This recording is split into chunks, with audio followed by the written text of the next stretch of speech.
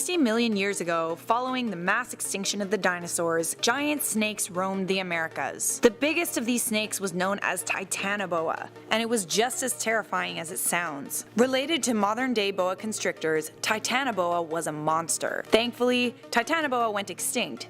But what if it didn't? That's exactly what we're going to talk about right now on Life's Biggest Questions. Hello and welcome back to Life's Biggest Questions, the channel that asks the questions everyone else is too afraid to ask. I'm your host, Charlotte Dobre, and if you enjoy our content, leave a like, subscribe, and turn on those notifications. Is there anything scarier than a gigantic snake? Maybe me when I wake up in the morning. A team of scientists found a Titanoboa fossil at an open-pit coal mine in Colombia. The Titanoboa makes modern-day anacondas look like toys. According to fossils, Titanoboa was 12.8 meters or 42 feet long and weighed about 1,100 kilograms or 2,500 pounds. But because snake fossils are extremely hard to find, it's not completely out of the question that it could have grown to be even larger. It's believed that Titanoboa ate large turtles and Crocodilomorpha, which were essentially giant crocodiles. The Titanoboa lived in what is believed to have been the first recorded neotropical forest that ever existed, where Central and South America exist today. How did Titanoboa get so big? Well, back during the Paleocene era, the Earth was quite a bit warmer. The average temperature of its habitat was on average about 32 degrees Celsius or 90 degrees Fahrenheit. The warm climate allowed for cold-blooded snakes to grow very large, much larger than any snake we currently know of. Even to this day, as you move away from the equator, ectothermic animals decrease in size. Titanoboa became the rainforest's top predator, and for good reason.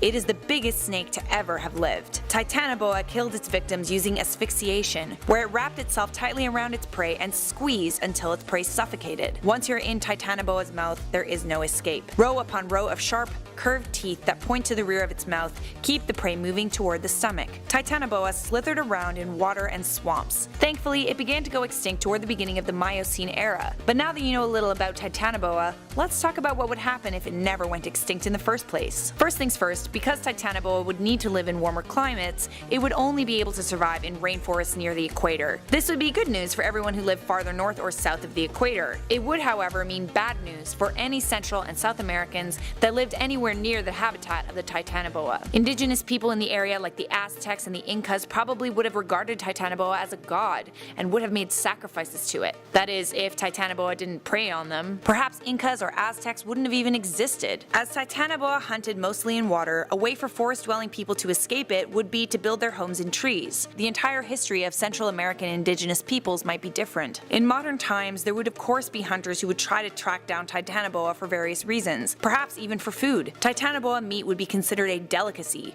one food connoisseurs would be eager to put on their plates. But catching a Titanoboa would not be easy. Navigating the difficult, swampy terrain of the rainforest would be, needless to say, hard. But one thing you could do to lure it close would be to set a trap. Crocodiles, the Titanoboa's main food source, also lived until modern day. Set a trap with a crocodile and wait for a boa to come to you. Once it devoured its meal, like most snakes, it would be tired and less likely to attack. This would be the perfect time to strike. At the same time, countless books and television shows would be made about the Titanoboa. Nature shows like BBC's Planet Earth would do everything in their power, even risk lives to get footage of it. It's not likely that it would be kept in zoos. After all, it's huge and it would have to be fed crocodiles. No one knows exactly why Titanoboa went extinct. The main theory is that the temperature of the Earth began to cool.